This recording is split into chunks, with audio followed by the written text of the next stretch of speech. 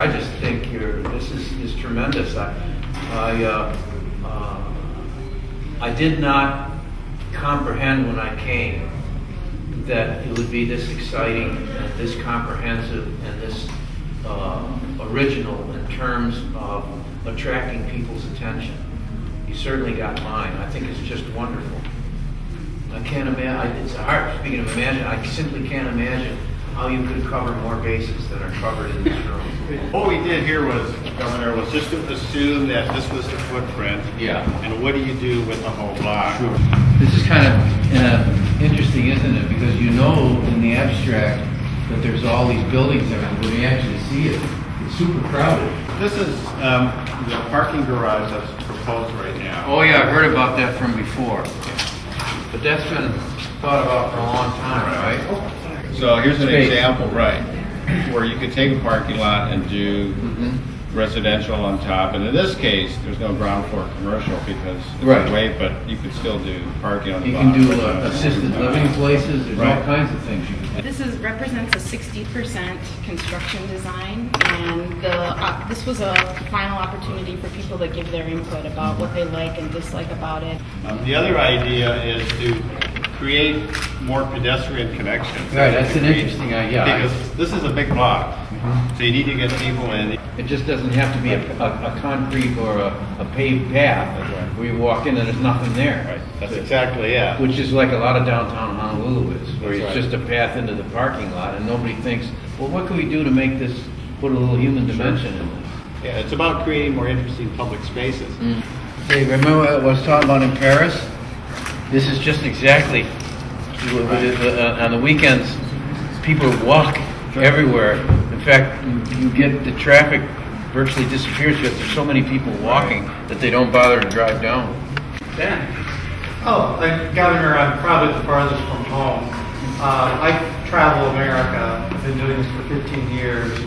Worked in 3,500 towns to help people regain their traction, their feet, to build towns for people again.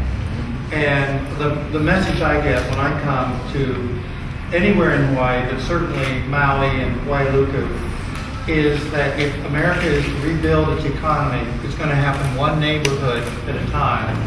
It's going to happen with this kind of event at a time, where people collaborate and work together, build their energies and their enthusiasms, remember who they once were and how to get that back again. And I'm truly convinced it's going to happen in the small towns, the small villages, like Wailuku, before it's going to happen in other places. It just, small towns with big people with big hearts is what it's going to take. How do you take an existing urban density and humanize it? And partially you do that in this instance, in the urban core, with the high-rise. How do you increase the density with height and decrease it at street level with the human dimension? Here with Wailuku, you're dealing with a different dimension entirely that I see. Interestingly enough, Frank Lloyd Wright would be very interested, I think, and same with Mumford, particularly with the landscaping idea of using the parking lot not as a kind of an inanimate, sterile object that dominates everything around it, but rather make it the centerpiece of an entirely new, if I understand what's taking place here, make it the centerpiece of an entirely new congregation of people in a neighborhood. I mean, I think the design that I saw on the other side is indicative of that, and the pictures that I see right here are indicative of that. So I think it's a beautiful combination of trying to comprehend and understand and utilize existing density without lamenting it or bewailing it or being discouraged by it, and at the same time take, in the instance of Wailuku, an opportunity to take the town concept, if you will, that would otherwise be a nostalgic after effect, something that's in the historic society photos, right? And say, oh, well, that was a life that we can't possibly replicate in terms of the human dimension. and say, well, we can replicate the human dimension and put it into a contemporary context. That's what I get from this. That's why I think the Reimagine Wall is a great title, because we're not asked to imagine something in the abstract that ends up being a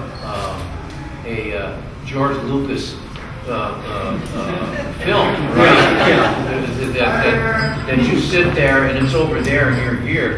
But reimagine means that you're participating then in recreate. I take the word reimagine to mean recreate and recreate at the same time. And it's just marvelous. 1, 2, 3. Great. Thank you. Good to see you. Good to see you. Congratulations, you guys. This is fabulous.